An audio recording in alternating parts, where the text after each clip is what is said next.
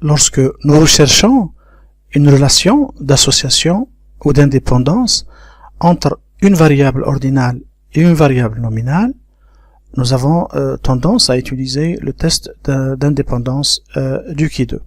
Mais SPSS nous propose un test appelé état sur tableau de contingence. Le test état est proposé par SPSS dans la série de tests sur un tableau de contingence.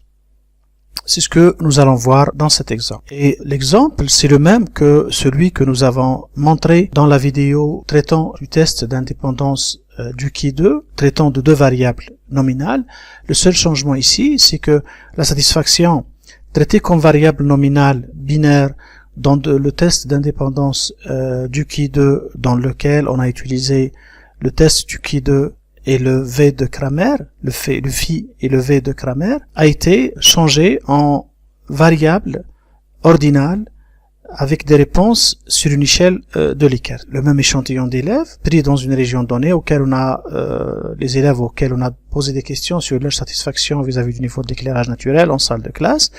La réponse cette fois-ci c'est sur une échelle de Likert, donc c'est une variable ordinale.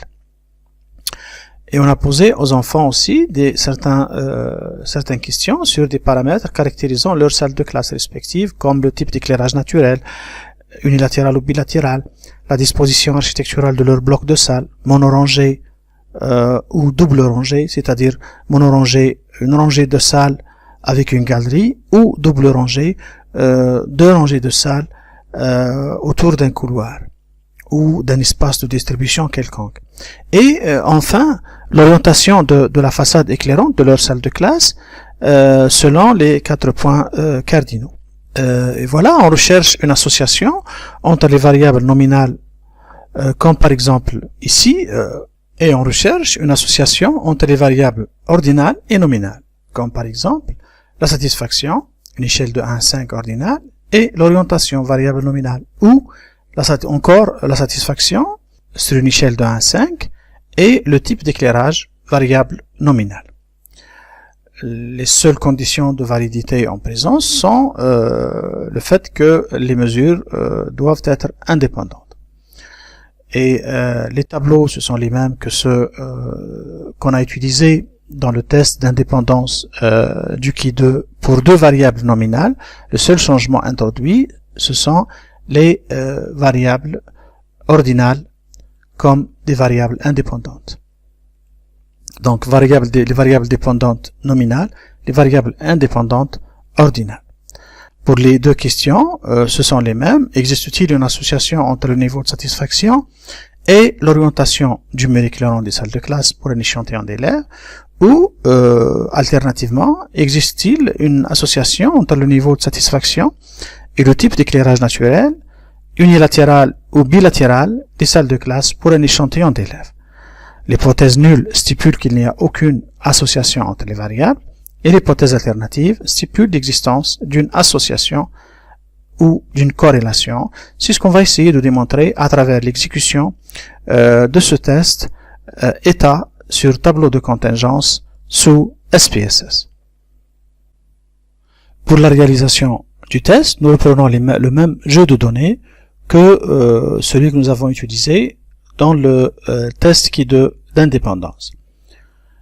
C'est pratiquement le même principe, et sauf que on va essayer de croiser l'orientation, le type d'éclairage naturel, l'orientation, la disposition architecturale, qui sont toutes des variables nominales, non plus avec la satisfaction comme variable nominale, mais avec la satisfaction sur une échelle ordinale.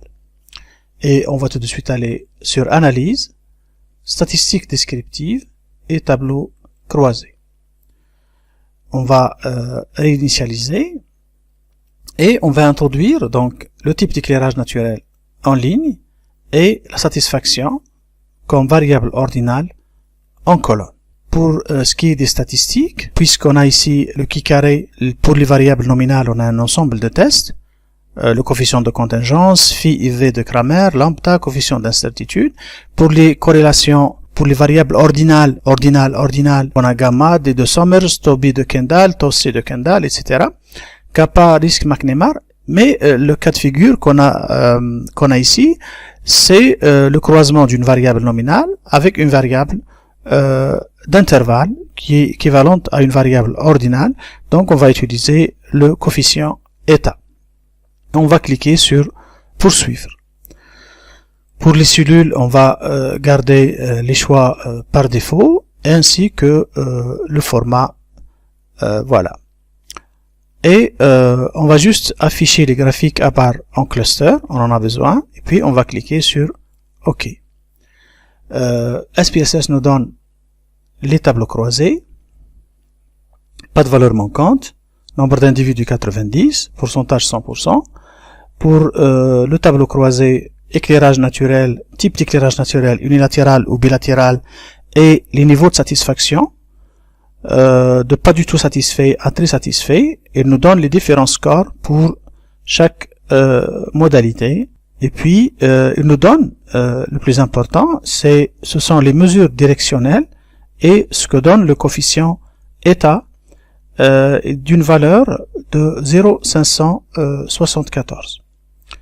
Donc 0,574 c'est une valeur moyenne. On peut conclure à une relative association entre les niveaux de satisfaction sur une échelle ordinale et le type d'éclairage naturel. Sachant que le coefficient eta, c'est comme le coefficient de Pearson ou de Spearman, toute valeur inférieure à 0,5 est considérée comme une corrélation faible. Une valeur entre 0,5 et 0,6 moyenne, entre 0,6 et 0,8 forte, et entre 0,8 et 1, qui est la valeur parfaite, une corrélation très forte. Voilà grosso modo comment nous avons démontré donc l'existence d'une corrélation entre le type d'éclairage naturel bilatéral ou unilatéral avec les niveaux de satisfaction